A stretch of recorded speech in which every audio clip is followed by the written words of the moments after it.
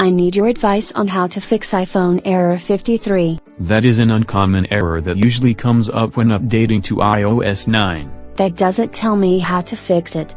The error sometimes comes up when you're updating the firmware, downgrading the firmware or restoring it. That's everything but using it. The error has shown up in some new iPhones because there is a broken screen or home button malfunction. If the hardware was that obviously broken, I'd know to take it in for service. If the iPhone 6 Plus shows you error code 53 and the thumbprint recognition fails, you can try to get around it by disabling Touch ID, but other buttons are going to start failing eventually, too. That sort of hardware failure should be taken to the Apple Store for repair, if not a new phone. Hardware could still be the cause, such as trying to do an update or restore using a fake USB cable. I can't imagine how you have a fake USB cable. You have been trying to run an update or restore or connection with iTunes using a bad cable that is broken or has a broken connector, or you're using a USB cable that isn't really Apple compatible, and that causes the problem. The cable has worked before. Using a cable that has damaged connectors or a bad port could cause this error. So I should swap out the cable or change the ports and see if it works. Those are at least the easy things to try.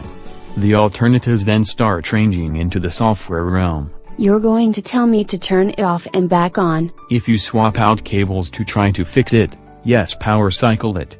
If you don't think hardware is the cause, you're down to doing a hard reset to try to fix it. At least that is easier than trying to update iTunes. Updating iTunes is next on the list. I thought I already tried that. Then you need to uninstall iTunes and then reinstall it. What if it gets stuck in a recovery mode, where it can't connect to iTunes? You'll have to reboot it or put it in DFU mode.